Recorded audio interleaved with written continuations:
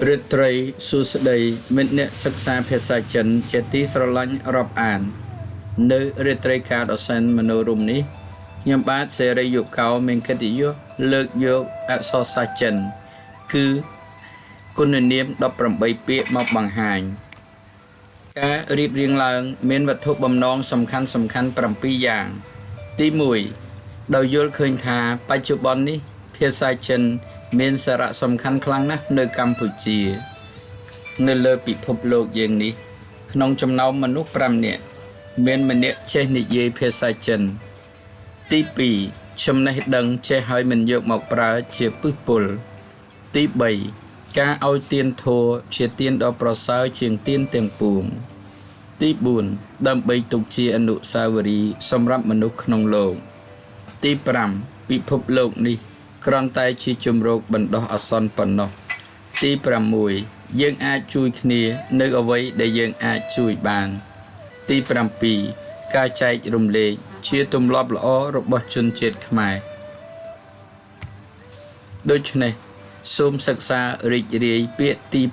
7ហៅមានន័យថាល្អថា是一个好人他是一个好人គាត់ជាមនុស្សល្អម្នាក់我的身体很好我的身体很好ខ្ញុំសុខភាពល្អណាស់ខ្ញុំសុខសប្បាយទេ今天天气很好今天天气很好ថ្ងៃនេះអាកាសធាតុល្អណាស់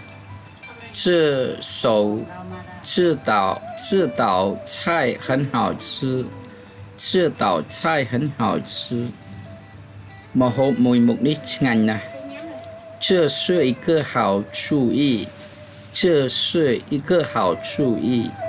នេះគឺជាគំនិតដ៏ល្អមួយ我们是好朋友我们是好朋友ពួកយើងគឺជាមិត្តល្អនឹងគ្នា绳子អក្សរថ្មី好ល្អ好人មនុស្សល្អ身体សុខភាពឬខ្លួនប្រាណ天气អាកាសធាតុ今天ថ្ងៃនេះ好吃ឆ្ងាញ់អរគុណចំពោះការយកចិត្តទុកដាក់ស្ដាប់របស់អស់លោកជាពិសេសសូមអរគុណចំពោះឧបាសកជួបយាននិងឧបាសិកាខីកាសេនៅខេត្តបាត់ដំបងលោកតែងជួយឧបត្ថម្ភដល់កម្មវិធីសិក្សានេះសូមជូនពរឧបាសកនិងឧបាសិកាបានសេចក្តីសុខចម្រើននិងសម្រេចអ្វីដោយចិត្តប៉ងប្រាថ្នាចេះភាសាបរទេសធ្វើឲ្យជីវិតមានជម្រើសច្រើនរិត្រីសួស្តីសូមជម្រាបលា